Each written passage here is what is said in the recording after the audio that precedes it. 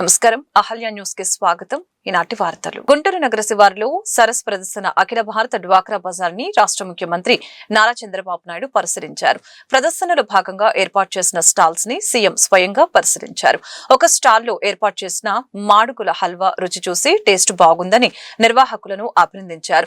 అనంతరం స్వయం సహాయక సంఘాల ఉత్పత్తులను సీఎం ఆసక్తిగా తిలకించారు. కేంద్ర మంత్రి పెమ్మసాని చంద్రశేఖర్, రాష్ట్ర మంత్రి కొండపల్లి శ్రీనివాస్, స్థానిక ఎమ్మెల్యే మాధవి, జిల్లా కలెక్టర్ తమీం అన్సారియా కార్యక్రమంలో పాల్గొన్నారు. చాలా బ్రహ్మాండంగా చేస్తున్నారు. దీనికి మనస్ఫూర్తిగా అభినందిస్తున్నా.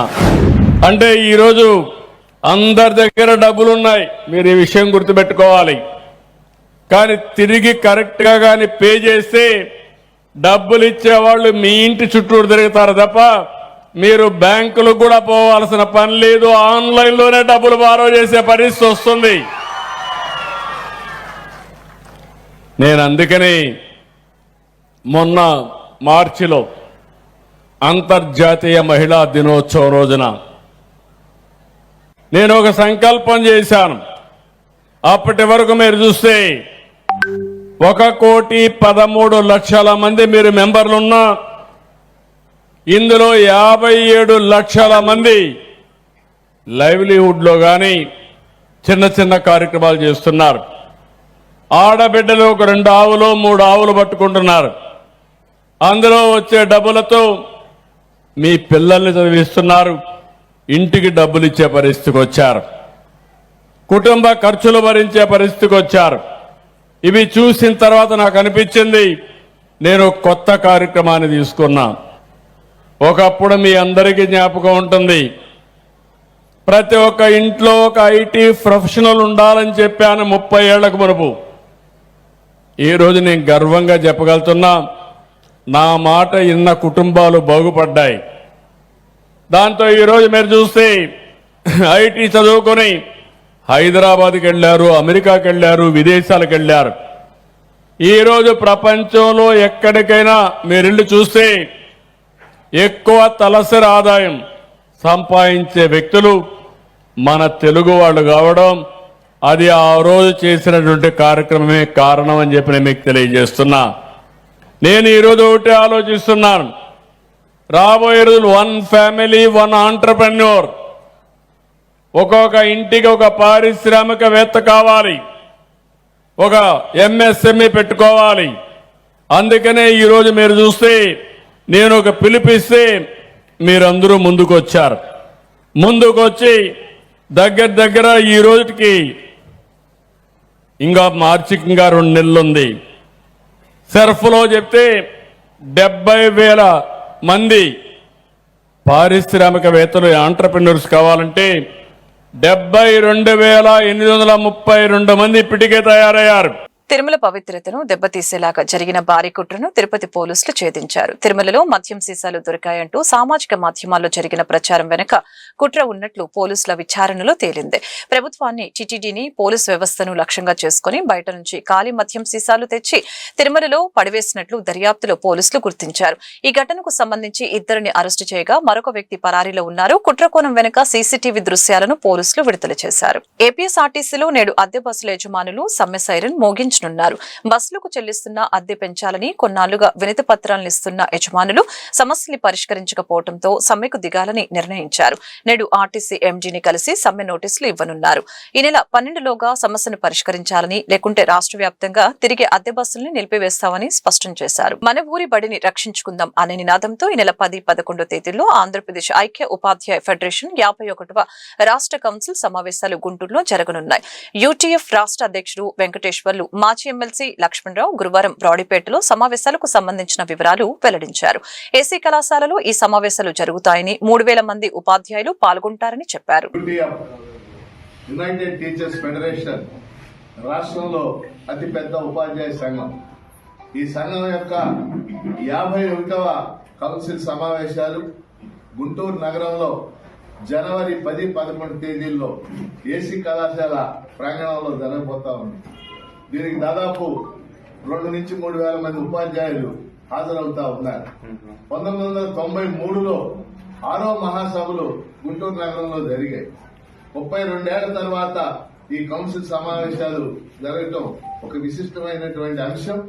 దీన్ని జయప్రదం చేయాలని గుంటూరు ఉమ్మడి జిల్లా ఉపాధ్యాయులందరినీ కూడా మేము హృదయపూర్వకంగా కోరుతాం. కళ్యాణ మండపంలో 2 రోజుల పాటు జనవరి 10, 11 తేదీల్లో నిర్వహిస్తా ఉన్నాం. ఈ మహాసభల్ని, ఈ కౌన్సిల్ సమావేశాల్ని దిగ్విజయం చేయాలని, విజయవంతంలో పాల్గొనాలని చెప్పి ఈ జిల్లా అలాగే రాష్ట్ర వ్యాప్తంగా ఉన్న ఉపాధ్యాయ శ్రేణులన్నింటినీ కూడా ప్రత్యేకించి కోరుతా ఉన్నాం. ఆంధ్రప్రదేశ్ ఐక్యోపాధ్యాయ ఫెడరేషన్ 1974 ఆగస్టు 10 ఏర్పడిన తర్వాత 6వ రాష్ట్ర మహాసభలు ఏసీ కాలేజీలోనే 1993లో ప్రత్యేకించి ఇక్కడ నిర్వహించుకున్నాం. ఆ సందర్భంలోనే ఆ రోజు గవర్నర్ గా ఉన్నటువంటి కృష్ణకాంత్ గారు ప్రారంభించి విజయవంతం చేసినటువంటి కార్యక్రమాన్ని ఈ 32 సంవత్సరాల తర్వాత జరుగుతున్నటువంటి రాష్ట్ర కౌన్సిల్ సమావేశాన్ని కూడా విజయవంతం చేయాలని కోరుతా ఉన్నాం. ఈ రోజు ప్రభుత్వ విద్యారంగం మొత్తం కూడా రాష్ట్ర అవసరాలకు తగినటువంటి పౌరుల్ని తయారు చేయడం కంటే కూడా ప్రపంచ బ్యాంకు ఆదేశిత విధానాల ప్రకారం ప్రపంచ విద్యార్థిని తయారు చేయడం లక్ష్యంగా జరుగుతున్నటువంటి ఈ సంస్కరణల ఫలితం వల్ల ఈ రోజు ప్రభుత్వ పాఠశాలలన్నీ కూడా MGNREGA పథకం పేరును వీక్షిత్ భారత్ రోజ్గార్ అజీవికా హామీ మిషన్ గ్రామీణ్ గా మార్చడంపై బీజేపీ ఎంపీ దగ్గుపాటి పురంధేశ్వరి విలేకరుల సమావేశం నిర్వహించారు. ఈ సమావేశంలో ప్రతిపక్షాలు వ్యాప్తి చేస్తున్న పుకార్లను నమ్మవద్దని ఆమె ప్రజలను కోరారు. మరియు కొత్త చట్టాన్ని పూర్తిగా అర్థం చేసుకోవాలని ప్రతి ఒక్కరిని అభ్యర్థించారు. విక్షిత్ భారత్ సాధించడానికి విక్షిత్ గ్రామాలు అభివృద్ధి చాలా అవసరమని ఆమె నొక్కి చెప్పారు. 125 రోజులు అన్నారు, కానీ మధ్యలో చట్టంలో 60 రోజుల వ్యవధి ఇస్తున్నాం. ఎప్పుడైతే వ్యవసాయ పనులు ఎక్కువగా ఉంటాయో, అంటే నాట్లు కావచ్చు లేకపోతే కోతలు కావచ్చు, అటువంటి సమయంలో 60 రోజులు ఈ ఉపాధి హామీ పథకాన్ని విబిజి రామ్జీని ఆపొచ్చు, అంటే వెసులుబాటు ఇవ్వచ్చు అని చెప్పి అన్నారు. ఈ చట్టంలో ఉంది. అంటే అప్పుడు ఇంతకుముందు మనం అనుకున్నట్లుగా రైతులు చేసేటువంటి ఫిర్యాదు ఏమిటండి, మాకు లేబర్ దొరకటం లేదు, దొరికినా కూడా ఉపాధి హామీ ఉంది కాబట్టి ఎక్కువ మాకు డిమాండ్ చేస్తున్నారు, కాబట్టి మాకు వ్యవసాయం చేయటం అనేది భారంగా మారింది అని వారు చెప్తున్నటువంటి సందర్భంలో ఈ వెసులుబాటు కల్పించారు. అయినా 60 రోజులు ఆపమని చెప్పినా ఇది 125 మైనస్ 60 కాదండి, ఇది 165 ప్లస్ 60, 125 ప్లస్ 60. సో ఆ 60 రోజులు ఏదైతే ఆ సమయంలో ఆపుతామో దాన్ని జోడించి 165 రోజులు, అంటే అది కాకుండా అదనంగా వారికి ఇంకొక 60 రోజులు వచ్చేటువంటి అవకాశం ఉన్నది అనేటువంటి విషయం మనం ఇక్కడ గమనించాలి. ఇది మాత్రమే కాకుండా ఉపాధి హామీ పథకం ప్రవేశపెడుతున్నటువంటి సందర్భంలో అప్పటి వ్యవసాయ శాఖ మంత్రిగా ఉన్నటువంటి శరద్ పవార్ గారు వారు స్వయంగా ప్రతిపాదించింది ఏమిటంటే, అప్పట్లో గ్రామీణ అభివృద్ధి శాఖ మంత్రిగా జయరాం రమేష్ గారు ఉన్నారు. వారికి శరద్ పవార్ గారు ఒక ఉత్తరం రాశారు. ఏమని రాశారంటే, కనీసం ఈ వ్యవసాయ పనుల సమయంలోనైనా మీరు ఈ యొక్క ఉపాధి హామీ పథకాన్ని ఆపండి, ఎందుకంటే వ్యవసాయ రంగం మీద భారం పడేటువంటి అవకాశం ఉన్నది అని చెప్పి వారు తెలియజేస్తారు. ఇప్పుడు అదే కదా చేసింది. కనుక ఏ విధంగా మేము తప్పు చేశాము? కనుక ప్రజలందరికీ చేసేటువంటి విజ్ఞప్తి ఏమిటంటే, అపోజిషన్ నేతలు ఏదైతే వారు అపవాదులు మా మీద దుష్ప్రచారం చేస్తున్నారు వాటిని నమ్మొద్దు, చట్టాన్ని సంపూర్ణంగా అవగాహన చేసుకోండి. అందుకనే ఇవాళ మీ ముందుకు వచ్చి ఇంత వివరంగా కూడా చట్టం గురించి మీకు చెప్పడం జరిగింది. మీరు ఖచ్చితంగా ఈ యొక్క చట్టం వెనుక ఉన్నటువంటి స్ఫూర్తిని, ఏదైతే వికసిత్ భారత్ అనేటువంటి లక్ష్యాన్ని మనం నిర్దేశించుకున్నటువంటి లక్ష్యాన్ని మనం చేరుకోవాలి అని అంటే వికసిత్ గ్రామాలు చాలా అవసరం అనేటువంటి ఆలోచనతోటి మనం ఏదైతే కేంద్ర ప్రభుత్వం ఈ యొక్క విబిజి రామ్జీ చట్టం. రాష్ట్రంలో రియల్ ఎస్టేట్ రంగం అభివృద్ధికి ప్రభుత్వం అన్ని విధాలుగా సహకరిస్తుందని మంత్రి నారాయణ తెలిపారు. విజయవాడలో నారెడ్కో సెంట్రల్ జోన్ డైరీ 2026ను మంత్రి ఆవిష్కరించారు. ఈ సందర్భంగా రియల్ ఎస్టేట్ రంగానికి ఊపునిచ్చేలాగా సంస్కరణలు తీసుకువచ్చినందుకు మంత్రిని నారెడ్కో సన్మానించింది. ఆర్థిక వ్యవస్థ గాడిన పడడానికి రియల్ ఎస్టేట్ రంగం వృద్ధిలోకి రావాలన్న నారాయణ ఎలాంటి సమస్య ఉన్నా నేరుగా తమను సంప్రదించవచ్చని స్పష్టం చేసింది. అలాగని రాష్ట్ర అభివృద్ధికి నారెడ్కో సహకరించాలని కోరారు. ముఖ్యమంత్రి గారు ఈ ప్రభుత్వం అలా తిరిగి రాగానే ఒకటే చెప్పారు, ఆర్థిక వ్యవస్థను గాడిలో పెట్టాలంటే ఒకటే మార్గం, అన్ని డిపార్ట్మెంట్ డెవలప్ కావాలా. దాంతో పర్టికులర్గా మున్సిపల్ అండ్ అర్బన్ డిపార్ట్మెంట్లో రియల్ ఎస్టేట్ పీపుల్ ముందుకొచ్చి వాళ్ళు రియల్ ఎస్టేట్ డెవలప్ చేయాలి, బిల్డర్స్ కావచ్చు, లేఅవుట్స్ చేసేవాళ్ళు కావచ్చు. కాబట్టి దానికి తగ్గట్టుగా చేయనారని నాకు ఆదేశించారు. దాని మీద వెంటనే నేను అధికారులతో మాట్లాడటం, మన రాష్ట్రంలో ఎలా ఉంది, ఇతర రాష్ట్రాలు ఎలా ఉన్నాయని స్టడీ చేయమని వాళ్ళందరినీ దాదాపు 30 రాష్ట్రాలకు పంపించాను భారతదేశంలో. తర్వాత ఈ నెరెట్కో మీలాంటి ఆర్గనైజేషన్స్ వాళ్ళందరికీ చెప్పాను, మనకంటే అక్కడ సులభతరంగా ఉండే రూల్స్ అండ్ రెగ్యులేషన్స్ ఏమున్నాయో తీసుకురండి, డిస్కస్ చేస్తాం, బెటర్గా చేస్తామని చెప్పడం. దాని మీద అటు అధికారులు పోయి ఇచ్చారు. మీరు నెరెట్కో మిగతా ఆర్గనైజేషన్స్ కూడా రకరకాల జీవోలు అవన్నీ నాకు చెప్పటం, అవన్నీ అనేక దఫాలు కూర్చొని డిస్కస్ చేసి అనేకమైన మార్పులు చేశాం. బహుశా ఈరోజు భారతదేశంలో ఏ రాష్ట్రంలో కూడా ఇంత ఫ్లెక్సిబిలిటీగా లేవు. అలాంటివి చేసాం. ఆర్థిక వ్యవస్థ మళ్ళా గాడిలో పడాలంటే ఈ రియల్ ఎస్టేట్ రంగం చాలా ఇంపార్టెంట్ చెప్పటం, దాని మీద రిఫార్మ్స్ అన్ని చేశాం. మీ అందరికీ నేను ఒకటే చెప్తాను, మీరు ఏ సమస్య ఉన్నా మీరు డైరెక్ట్గా నేరుగా ఆఫీస్కి రావచ్చు. భోగాపురం ఎయిర్పోర్టు విషయంలో క్రెడిట్ చోరీ చేయడం చంద్రబాబుకి పడరాని పాటలు పడుతున్నారని మాజీ సీఎం జగన్ ఆరోపించారు. భోగాపురం ఎయిర్పోర్టు పేరుతో పెద్దెత్తున భూ దోపిడీకి ప్లాన్ చేసిన చంద్రబాబు 15,000 ఎకరాల భూమి కావాలని అన్నారు. దీనికి వ్యతిరేకంగా 130 కేసులు వేశారు. మేం వచ్చాక 2,700 ఎకరాలను కుదించి పనులు మొదలుపెట్టాం. 2,200 ఎయిర్పోర్టుకు ఏరో సిటీకి 500 ఎకరాలు కేటాయించామని తెలిపారు. మేమొచ్చాక కోర్టు కేసులు మొత్తం క్లియర్ చేశాం. 3 గ్రామాల్లో 400 కుటుంబాలు తరలించి కాలనీ కట్టాం. ఆ రోజుల్లో విమానయాన మంత్రిగా అశోక్ గజపతి రాజు ఉన్నారు. చంద్రబాబు ఒక్క అనుమతి కూడా తెచ్చుకోలేకపోయారు. మేమొచ్చాక కేంద్ర ప్రభుత్వం మీద ఒత్తిడి తెచ్చి వెంటపడ్డాం. నేను స్వయంగా వెళ్లి ప్రధానిని అనేక సార్లు కలిసి వినతి పత్రం ఇచ్చారని జగన్ తెలిపారు. ఆ ప్రభుత్వం వచ్చాక ఇచ్చాం, అవి కూడా మా ప్రభుత్వం వచ్చాక ఇచ్చాం. చివరికి కోవిడ్ లాంటి కష్టాలు ఎన్నున్నా కూడా అన్నీ దాటుకుని ఫోకస్ పెట్టాం. కాబట్టి ఈ ప్రాజెక్టు 2023 మే 3వ తారీఖున ముఖ్యమంత్రి హోదాలో నేను శంకుస్థాపన చేశాను. ఆ రోజు మీటింగ్లో చెప్పిన 2026లో మొదటి ఫ్లైట్ ఇక్కడ నుంచి టేక్ ఆఫ్ అవుతుంది అని చెప్పి.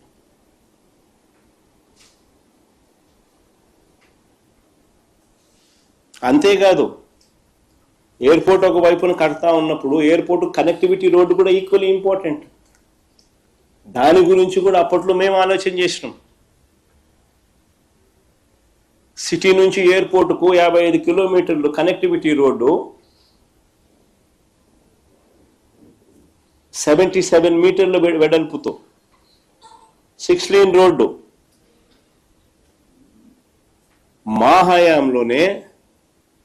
అది ప్లే చేయండి ఒకసారి, గడ్కరీ గారిని ఒకసారి పిలిపించి ఆయన ఏమన్నాడు ఒకసారి వినండి. From the Chief Minister, మరి మొదటి నుంచి పెట్టు.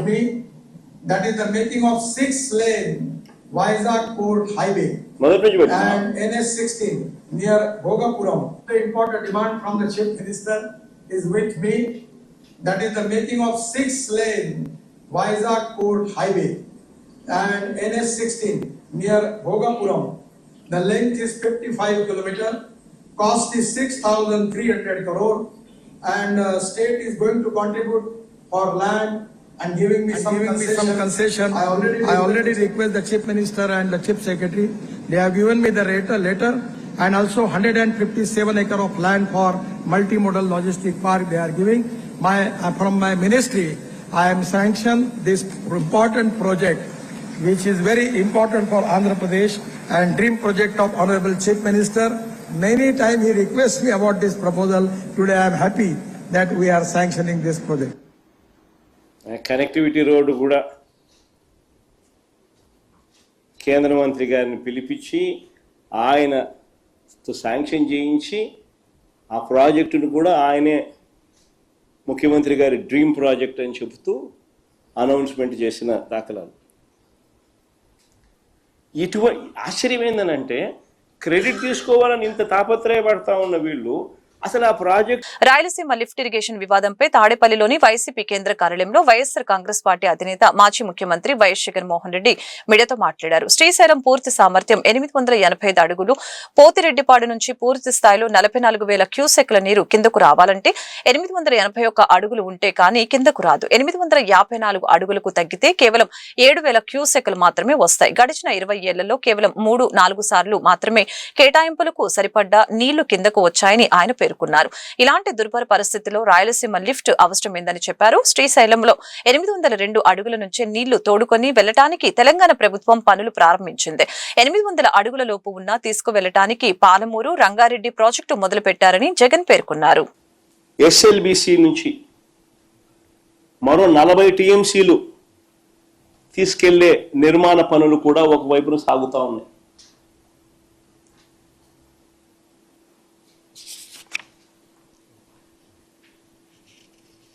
మరోవైపు శ్రీశైలంలోకి నీళ్లు రాకమునిపి జూరాల నుంచే నెట్టంపాడు, కోయిల్ సాగర్, భీమా లిఫ్ట్ల ద్వారా మరో 1 టీఎంసీ నీరు అటు నుంచి అటే తెలంగాణ తరలిస్తా ఉన్న పరిస్థితి.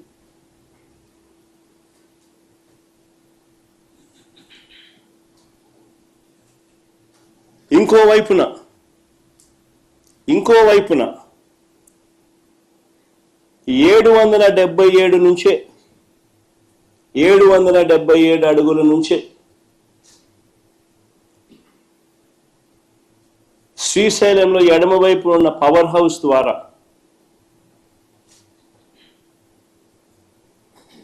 మరో 4 టీఎంసీల నీళ్లు రోజుకు ఇష్టం వచ్చినట్టుగా ఎడాపెడా పవర్ హౌస్ ఆపరేషన్స్ తో తరలిస్తా నీళ్లు శ్రీశైలం నుంచి ఖాళీ చేస్తా ఉన్న పరిస్థితి. అంటే ఒకసారి గమనించి మనం అడుగుతా ఉన్నా, ఇప్పటికే పరిస్థితి ఎలా ఉంది అని అంటే 20 ఏళ్లలో పోతిరెడ్డిపాడు కింద 3-4 సంవత్సరాలు, 20 సంవత్సరాలకు గాను 3-4 సంవత్సరాలు మాత్రమే అలొకేటెడ్ కోటా కిందికి నీళ్లు దొరుకుతా ఉన్న పరిస్థితి మధ్య ఈ ప్రాజెక్టులన్నీ ఇంకోవైపున కడతా ఉన్నారు. పవర్ హౌస్లో ఇష్టం వచ్చినట్టుగా పవర్ హౌస్ అనేది ఎందుకు ఆపరేట్ చేస్తారో కూడా అర్థం కాదమ్మా. ఒకవైపున రాష్ట్రంలో ఇటువైపున ప్రజలు అల్లాడుతూ ఉంటే నీళ్లు లేక, అటువైపున యథేచ్ఛగా పవర్ను 777 అడుగుల నుంచి 4 టీఎంసీ నీళ్లు శ్రీశైలం నుంచి ఖాళీ చేస్తూ పవర్ హౌస్ ఆపరేట్ చేస్తారు. రోజుకు 8 టీఎంసీల నీళ్లు ఈ లిఫ్ట్లు అయితేనేమి, ఈ పవర్ హౌస్ అయితేనేమి, పవర్ హౌస్ ద్వారా అయితేనేమి శ్రీశైలం నుంచి నీళ్లు ఖాళీ అవుతా ఉన్న పరిస్థితి. వీటి అన్నిటి ద్వారా రోజుకి 8 టీఎంసీల నీళ్లు. జాతీయ స్థాయిలో నిర్వహిస్తున్న సరస్ మేళాకు తొలిసారిగా ఆంధ్రప్రదేశ్ ఆతిథ్యం ఇవ్వటం గర్వకారణమని గుంటూరు పశ్చిమ ఎమ్మెల్యే గల్లా మాధవి వ్యాఖ్యానించారు. ఈ కార్యక్రమం ద్వారా గుంటూరు నగరం ఒక మినీ ఇండియాల దర్శనమిస్తుందని చెప్పారు. ఈ మేళా కేవలం వస్తువుల ప్రదర్శన మాత్రమే కాదని భారతదేశ గ్రామీణ ఆత్మకు ప్రతిరూపమని తెలిపారు. గుంటూరులో జరిగిన జాతీయ స్థాయి సరస్ మేళాలో ఎమ్మెల్యే మాట్లాడుతూ మహిళ ఆర్థిక ఎదుగుదలే కుటుంబం, సమాజం, దేశ అభివృద్ధికి పునాది అని చెప్పారు. మహిళా సాధికారత మాటల్లో కాదు చేతుల్లో కనిపించాలని ఆ దిశగా ముఖ్యమంత్రి చంద్రబాబు నాయుడు దశాబ్దాలుగా అనుసరిస్తున్న విధానాలు ఈరోజు కోట్లాది మహిళలకు శక్తినిస్తున్నాయని కొనియాడారు. ఈరోజు గుంటూరు నగరం ఒక మినీ ఇండియాను తలపిస్తుంది. మన రాష్ట్ర చరిత్రలో మొదటిసారిగా జాతీయ స్థాయి సారస్ మేళాకు ఆతిథ్యం ఇవ్వడం మనందరికీ గర్వకారణం. ఇందుకు ప్రత్యేక చొరవ తీసుకొని ఈ మేళాను ఘనంగా జరగాలని స్వీయ పర్యవేక్షణ వహించి మన ప్రియతమ ముఖ్యమంత్రి వర్యుల చేతుల మీదుగా ఇది జరిగేలాగా చేసిన మన డైనమిక్ ఎంపీ, కేంద్ర సహాయ మంత్రి వర్యులు పెమ్మసాని చంద్రశేఖర్ గారికి ప్రత్యేకమైన కృతజ్ఞతలు. ఈ 10 రోజుల పండుగ కాలం కేవలం వస్తువుల ప్రదర్శన మాత్రమే కాదు, ఇది భారతదేశ గ్రామీణ ఆత్మకు ప్రతిరూపం. ఒక మహిళ ఆర్థిక ఎదుగుదల ఆ కుటుంబం, సమాజం మరియు ఆ దేశ అభివృద్ధికి కొలమానం. మరి మహిళ సాధికారత అంటే కేవలం మాటలు కాదు, ఒక చేత కావాలి. ఆ చేతకు నిలువెత్తు రూపం మన ముఖ్యమంత్రి వర్యులు నారా చంద్రబాబు నాయుడు గారు. 1980వ దశల్లోనే మహిళలకు ఆస్తిలో సమాన హక్కు కల్పించి ఎన్టీఆర్ గారి వారసత్వాన్ని పునికి పుచ్చుకొని చంద్రబాబు నాయుడు గారు మహిళా లోకానికి ఆర్థిక శక్తిగా మార్చారు. మహిళ ఆర్థికంగా ఆధారపడకూడదు, ఆసరాగా నిలవాలి అని 4 గోడలకు పరిమితం కాకూడదు, ప్రపంచంతో పోటీ పడే పారిశ్రామికవేత్తగా మార్చాలి అని ప్రియతమ ముఖ్యమంత్రి గారు తెచ్చిన డ్వాక్రా వల్లనే ఇదంతా సాధ్యపడింది అని చెప్పచ్చు. ఒక చిన్న పొదుపు సంఘంగా మొదలైన ఉద్యమం ఈరోజు ఆంధ్రప్రదేశ్లో కోట్లాది రూపాయల టర్నోవర్తో దేశానికే ఆదర్శంగా నిలిచింది. మహిళా సంఘాల పొదుపు 20,000 కోట్లకు దాటింది. అది చంద్రబాబు నాయుడు గారి ఘనతగా మనందరం ఈరోజు వేనోళ్ల కీర్తించాల్సిన శుభ తరుణం ఇది. మహిళలను చంద్రబాబు గారు ప్రోత్సహించే విధానం, వారిపై ఉండే బాధ్యత చాలా ప్రత్యేకం. రాష్ట్రంలో ప్రతి డ్వాక్రా సోదరి ఏడాదికి కనీసం 1,00,000 రూపాయలు సాధించాలన్నదే ఆయన ఆకాంక్ష. రాబోయే ఏడాదిలో 1.75 లక్షల మంది మహిళలను పారిశ్రామికవేత్తలుగా మార్చాలి అన్నది ఆయన కల. మహిళల భద్రత కోసం ప్రత్యేక రక్షణ వ్యవస్థను ఏర్పాటు చేసి ప్రతి సోదరి ధైర్యంగా బయటకు అడుగువేసే శక్తి టీమ్స్ను ఏర్పాటు చేసి ఆయన భరోసానిచ్చారు. కేవలం ఆర్థికమే కాకుండా మహిళల ఆరోగ్యం మరియు గుంటూరులో నిర్వహిస్తున్న జాతీయ స్థాయి సరస్ మేళ గ్రామీణ మహిళల శక్తి, స్వయం ఉపాధి సామర్థ్యం, నాయకత్వ ప్రతిభకు ప్రత్యక్ష నిదర్శనమని కేంద్ర సహాయ మంత్రి డాక్టర్ పెమ్మసాని చంద్రశేఖర్ తెలిపారు. డ్వాక్రా ఉద్యమానికి రూపకర్త, శిల్పి, మార్గదర్శి అయిన గౌరవ ముఖ్యమంత్రి నారా చంద్రబాబు నాయుడు 1994లో దీనిని ఒక సామాజిక ఉద్యమంగా మలచి ఆంధ్రప్రదేశ్ ను దేశానికి మోడల్ గా నిలిపారని చెప్పారు. బిజీ షెడ్యూల్ ఉన్నప్పటికీ ఈ కార్యక్రమానికి స్వయంగా హాజరై గుంటూరులో సరస్ మేళాను జాతీయ స్థాయి గుర్తింపుకు తీసుకువచ్చిన ముఖ్యమంత్రి నిబద్ధతకు గుంటూరు ప్రజల తరపున కృతజ్ఞతలు తెలిపారు. మహిళలకి మార్కెటింగ్, ప్యాకేజింగ్, స్కిల్లింగ్, ఎంటర్‌ప్రెన్యూర్‌షిప్ వంటి అంశాల్లో మరింత మద్దతు అందించేందుకు కేంద్ర, రాష్ట్ర ప్రభుత్వాలు సమన్వయంతో పనిచేస్తున్నాయని తెలిపారు. డ్వాక్రా మహిళల రూపకర్త, శిల్పి, మార్గదర్శి అయినటువంటి మాన్యశ్రీ గౌరవ ముఖ్యమంత్రి శ్రీ నారా చంద్రబాబు నాయుడు గారికి, వేదికను అలంకరించినటువంటి రాష్ట్ర మంత్రివర్యులు శ్రీనివాస్ గారికి, మా ఎమ్మెల్యే మాధవి గారికి, కరుణా గారికి, వీరందరితో పాటు ముందు కూర్చున్నటువంటి కూటమి ప్రభుత్వ నాయకులకు, అదేవిధంగా గ్రామీణ మహిళల శక్తిని, స్వయం ఉపాధి గౌరవాన్ని, వారి నాయకత్వ ప్రతిభని చూపిస్తున్నటువంటి ఎస్హెచ్జి మహిళలందరికీ కూడా నా ధన్యవాదాలు. ముందుగా నేను ఇద్దరికి కృతజ్ఞతలు తెలుపుకోవాలి. మొదటిగా గౌరవ ముఖ్యమంత్రి గారు బిజీగా ఉన్నా కూడా ఈ కార్యక్రమానికి మీరు వస్తే దీనికి ఒక గుర్తింపు వస్తుంది, ఎంతో దేశ నలుమూలల నుంచి ఇక్కడికి వచ్చిన వాళ్ళకి మంచి జరుగుతుంది అని చెప్పిన వెంటనే బిజీ షెడ్యూల్లో ఉన్నా కూడా వారు ఇక్కడికి వచ్చినందుకు గుంటూరు ప్రాంత ప్రజల తరపున, రూరల్ డెవలప్మెంట్ మినిస్ట్రీ తరపున కూడా నేను మనస్ఫూర్తిగా ధన్యవాదాలు తెలుపుతా ఉన్నాను. రెండోది, ఈ కార్యక్రమాన్ని తక్కువ టైంలో ఇంత అద్భుతంగా చేసినటువంటి అధికారులందరూ, కలెక్టర్ గారి దగ్గర నుంచి, కమిషనర్ గారి దగ్గర నుంచి, కరుణా మేడం, అందరూ, శ్రీనివాస్ గారు, మెప్మా అధికారులు అందరికి కూడా నేను మరొక్కసారి మనస్ఫూర్తిగా వీరిద్దరికీ ధన్యవాదాలు తెలుపుతా ఉన్నాను. ఎందుకంటే ఇక్కడ ఉన్నటువంటి ఈ స్టాల్స్ అన్నీ చూస్తూ ఉంటే దేశం నలుమూల నుంచి వచ్చారు. ప్రతి ఒక్క స్టాలు కూడా ఒక ఓటమిని విజయంగా మార్చినటువంటి కథ, కష్టాలను అవకాశాలుగా మార్చినటువంటి కథ, కలలను నిజం చేసుకున్నటువంటి కథలుగా ఈ స్టాల్స్ అన్నీ కూడా ప్రతిబింబిస్తూ ఉన్నాయి. ఆ స్టాల్స్లోకి వెళ్ళినప్పుడు కొంతమంది మహిళలు బాబు గారిని పెట్టుకొని కళ్ళమట నీళ్లు పెట్టుకున్నారు. వాళ్ళు అంటే వాళ్ళలో ఎంత ఇది ఉంది అనే దానికి వారు చేసిన కృషి కూడా మనం గుర్తుపెట్టుకోవాలి. ఎందుకంటే 1980లో బంగ్లాదేశ్లో మైక్రో ఫైనాన్స్ కాన్సెప్ట్ వస్తే దేశంలో ఇలాంటి కాన్సెప్ట్ని పెట్టాలి అని చెప్పి ఆ రోజు కేంద్ర ప్రభుత్వం ఆలోచించినా కూడా గౌరవ ముఖ్యమంత్రి గారు 1994లో అప్పుడు చీఫ్ మినిస్టర్ అయ్యే వరకు కూడా దీన్ని ముందుకు తీసుకెళ్ళినటువంటి పరిస్థితి లేదు.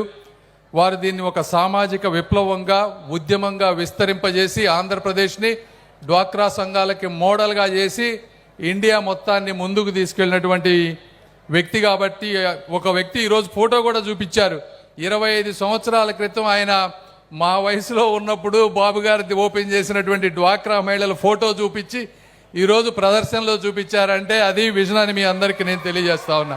మరో కర్నూలు లాగా అమరావతి తయారయ్యే అవకాశం ఉందని కాంగ్రెస్ పార్టీ మాజీ మంత్రి చింతామోహన్ వ్యాఖ్యానించారు. గుంటూరు నగరంలోని బ్రాడీపేటలో కల ఓ ప్రముఖ హోటల్లో నిర్వహించిన మీడియా సమావేశంలో ఆయన మాట్లాడారు. రాజధాని నిర్మాణానికి 1000 ఎకరాలు సరిపోతాయని గతంలోనే సిపిఎం రాఘవులు చెప్పారని తెలియజేశారు. ఇన్ని వేల ఎకరాలు అమరావతి నిర్మాణం కోసం ఎందుకు సేకరిస్తున్నారో మాకు అర్థం కావటం లేదని తెలియజేశారు. దారుణంగా ఉన్న అంటరానితనంపై అలుపెరగని పోరాటం చేసిన మహనీయులు మహాత్మా గాంధీజీ అని పేర్కొన్నారు. కారంచేడులో దళిత మహిళలపై అమానుష్యంగా దాడులు చేస్తే ఇంతవరకు ఏ ఒక్కరికి శిక్ష పడలేదని చెప్పారు. ఆర్థిక వ్యవస్థలపైన న్యాయస్థానాలు దృష్టి పెట్టి సామాజిక అంశాలపై నిర్లక్ష్య ధోరణి అవలంబిస్తున్నాయని మండిపడ్డారు. అమరావతి రాజధాని నిర్మాణం కోసం రాష్ట్ర ప్రజల ఆమోదం కావాలి, కానీ అమిత్ షా ఆమోదం కోసం ఎందుకు ఎదురు చూస్తున్నారని ఈ సందర్భంగా ప్రశ్నించారు. టీడీపీ వైసీపీ నేతలు మోడీ కనుసన్నల్లోనే ఉన్నారని అన్నారు. ఆంధ్రప్రదేశ్ రాష్ట్రంలో అధ్వానంగా ఉంది. మరి ఎస్సీల పైన ఘోరమైనటువంటి అత్యాచారాలు జరిగాయి. క్రితంలో కారంచేడు, అక్కడ కారంచేడులో దళిత మహిళల బ్రెస్ట్లు కోసారు, చనిపోయారు దాదాపు 6 మంది. ఇది దేశ చరిత్రలో మర్చిపోలేనటువంటి విషయం. మరి ఒక్కరి పైన శిక్ష పడలేదు. చంపారు, చంపినట్టు ఆధారాలు ఉన్నాయి, ఒక్కరికి శిక్ష పడలేదు. రెండవది చుందూరులో దాదాపు 9 మందిని కోశారు, అవయాలు కోశారు, గోనె సంచుల్లో వేసి కుట్టారు, ఆ నదిలో బారేశారు, కానీ ఒక్కరికి శిక్ష పడలేదు. 30 సంవత్సరాలు దాటిన భారతదేశంలో జ్యుడిషియల్ వ్యవస్థ కూడా కుంటుపడతా ఉంది, బలహీన పడతా ఉంది అనే దానికి ఈ 2 సంఘటనలు బాగా స్పష్టంగా తెలియజేస్తున్నాయి. జ్యుడిషియల్ వ్యవస్థ దెబ్బతింటా ఉంది. చంపింది నిజం, చచ్చిపోయింది నిజం, కేసులు కొట్టేశారు. ఎట్ట కొట్టేస్తారా? కింది కోర్టులో కొట్టేశారు, కింది కోర్టులో లేదు కానీ పైన సుప్రీంకోర్టులో కొట్టేశారు ఆధారాలు లేవని. దీన్ని బట్టి మనకు ఏమనిపిస్తా ఉందంటే జ్యుడిషియరీ కూడా కొంచెం బలహీన పడతా ఉంది భారతదేశంలో అనేది బాగా స్పష్టంగా కనపడతా ఉంది. ఈ మధ్యకాలంలో నేను తెలియకుండానే పోయి కూర్చుంటున్నాను హైకోర్టుల్లో. ఏం జరుగుతూ ఉంది హైకోర్టుల్లోని? అన్ని కోర్టులో కూర్చుంటున్నాం. మన ఢిల్లీ హైకోర్టులో కూడా కూర్చున్నా, తెలియదు వాళ్ళకి నేను ఎవరు. మరి ఎక్కువగా ఆర్థిక విషయాలపైన కాన్సన్ట్రేట్ చేస్తూ ఉంది ఇండియన్ జ్యుడిషియరీ. టెండర్ల పైన, కాంట్రాక్టర్ల మధ్య తగాదాల పైన, మరి ఇటువంటి వాటిపైన ఉంది. కానీ అభివృద్ధి ఆచూకీ తెలియని వైసీపీ నాయకులు నోటికొచ్చినట్లు మాట్లాడుతున్నారని తూర్పు నియోజకవర్గం ఎమ్మెల్యే మహమ్మద్ నజీర్ ఆగ్రహం వ్యక్తం చేశారు. ఈ సందర్భంగా గుంటూరు తూర్పు నియోజకవర్గంలోని 15వ డివిజన్ పరిధిలో గల జున్ను సాహిద్ నగర్ లో సీసీ రోడ్డు నిర్మాణం కొరకు ఎమ్మెల్యే శంకుస్థాపన చేశారు. అనంతరం ఎమ్మెల్యే మీడియాతో మాట్లాడారు. ఈరోజు ఆంధ్రప్రదేశ్ లోని ప్రతి ఒక్క పౌరుడు ఆంధ్రప్రదేశ్ రాజధాని అమరావతి అని గర్వంగా చెప్పుకునే విధంగా ముఖ్యమంత్రి చంద్రబాబు నాయుడు అభివృద్ధి చేస్తున్నారని తెలియజేశారు. రాబోయే రోజుల్లో అంతర్జాతీయ స్థాయిలో అమరావతి రాజధానిని నిర్మాణానికి అన్ని ఏర్పాట్లు చేస్తున్నట్లు తెలియజేశారు. ప్రజలకు న్యాయం చేయాలి, అభివృద్ధి కల్పించాలి, సంక్షేమం కార్యక్రమాలు చేయాలనే ఆలోచనలో చంద్రబాబు నాయుడు ఉన్నారని తెలిపారు. గుంటూరు నగరంలోని చివారు ప్రాంతాలలో రోడ్లు నిర్మించుకుంటూ ఒక్కొక్కటి అభివృద్ధి చేసుకుంటూ ముందుకు సాగుతున్నట్లు తెలియజేశారు. గుంటూరు నగర ప్రజలకు కావలసిన మౌలిక వసతులు ఏర్పాటు చేయడంలో ముందుండాలని తెలిపారు. గుంటూరు తూర్పు నియోజకవర్గాన్ని ఒక మోడల్ నియోజకవర్గంగా తయారు చేస్తామని తెలిపారు. అభివృద్ధి ఆచూకీ తెలియనటువంటి వైసీపీ నాయకులు నోటికొచ్చినటువంటి మాట్లాడుతున్నటువంటి పరిస్థితులు. గత 5 సంవత్సరాల్లో రాష్ట్ర రాజధాని ఏది అంటే గూగుల్ కూడా సమాధానం చెప్పనటువంటి పరిస్థితులుంటే ఈరోజు ప్రతి ఒక్క ఆంధ్రాలో ఉన్నటువంటి ప్రతి ఒక్క పౌరుడు కూడా గర్వంగా మన రాజధాని అమరావతి అని చెప్పుకునేటువంటి విధంగా చేసినటువంటి నాయకుడు చంద్రబాబు నాయుడు గారు. అభివృద్ధికి ఎటువంటి అభివృద్ధి చేయాలి, వాళ్ళ ఆలోచనలో అభివృద్ధి ఉపాధి అంటే చేపల అమ్మకం లేకపోతే వాలంటీర్లు పెట్టడం. ఈరోజు చంద్రబాబు నాయుడు గారి నిర్వచనం అంతర్జాతీయ స్థాయిలో ఎయిర్పోర్ట్ కానీ, రైల్వేస్ కానీ, అలాగే అంతర్జాతీయ కంపెనీలు కానీ మన రాజధాని వైపు వచ్చేటటువంటి అవకాశాలని వినియోగించుకునేటువంటి పరిస్థితిలో ఈరోజు ప్రభుత్వం ఉంది. గూగుల్ కానీ, అలాగే మైక్రోసాఫ్ట్ కానీ, ఒరాకిల్ కానీ ఇటువంటి పెద్ద పెద్ద కంపెనీలన్నీ కూడా ఈరోజు ఆంధ్ర రాష్ట్రంలో ముఖ్యంగా వైజాగ్ నగరంలో కానీ, అమరావతి ప్రాంతంలో కూడా ఇవాళ చూస్తూ ఉన్నాం. ఈ 5 సంవత్సరాల్లో SRM, విట్ అటువంటి యూనివర్సిటీ, అమృత ఇటువంటి యూనివర్సిటీలు వేలాది మంది పిల్లలు చదువుకోవడానికి అవకాశం కల్పించినటువంటి పరిస్థితులు. అంతేకాకుండా కొత్తగా నాలెడ్జ్ సెంటర్తో పాటు మీడియా సిటీ కానీ, హెల్త్ సిటీ కానీ ఇవన్నీ కూడా ఏర్పాటు చేసేటువంటి క్రమంలో అమరావతిలో దాదాపు 30,000 ఎకరాలు ఇప్పటికి సేకరించడం జరిగింది. ఎందుకంటే రాబోయేటువంటి రోజుల్లో రాజధాని అంతర్జాతీయ స్థాయిలో ఉండాలనుకుంటే దానికి కావాల్సినటువంటి ముఖ్యమైనటువంటి వనరు ఏదంటే అది భూమి. ఆ భూమి కోసం ప్రభుత్వం అనేక రకాలుగా ప్రయత్నం చేస్తూ వాటిలో అభివృద్ధి కార్యక్రమాలు చేస్తూ తద్వారా ప్రజలకు ఉపాధి కల్పించాలి, ఈ నగరాన్ని దేశవ్యాప్తంగా ఒక మహానగరంగా తయారు చేయాలనేటువంటి ఆలోచనతో ఈ కార్యక్రమాన్ని ముఖ్యమంత్రి గారు చేస్తూ ఉంటే ప్రతిపక్ష నాయకులు ఆలోచన లేకుండా మాట్లాడేటువంటి పరిస్థితులు ఉన్నాయి. ఎందుకంటే ఎవరు కూడా ఈరోజు భూమి మాకు కావాలి అంటే ఇచ్చేటువంటి పరిస్థితులు ఉందో. ఒక పక్కన ప్రజలకు న్యాయం చేయాలి, ఒక పక్కన అభివృద్ధి కనిపించాలి, సంక్షేమ కార్యక్రమాలు చేయాలంటే తప్పకుండా ఒక ఆలోచనతో ముందుకు నడవాల్సినటువంటి పరిస్థితులు ఉన్నాయి. PPP మోడీ చేసుకుంటే దాన్ని వ్యతిరేకిస్తారు. అలాగే ఏదైనా మంచి కార్యక్రమం చేయాలి లేకపోతే ఒక ఎయిర్పోర్ట్ కట్టాలంటే దాన్ని వ్యతిరేకిస్తారు. జరిగిన తర్వాత అది తమ ఖాతాల్లో వేసుకునేటువంటి ప్రయత్నం చేస్తారు. అందుకని ప్రజలందరికీ కూడా తెలుసు రాష్ట్రంలో ఎటువంటి అభివృద్ధి కార్యక్రమాలు జరుగుతూ ఉన్నాయో. ముఖ్యంగా ఈ వార్తలు ఇంతటితో సమాప్తం. మరొక బులెటిన్లో మళ్ళీ కలుద్దాం. నమస్కారం.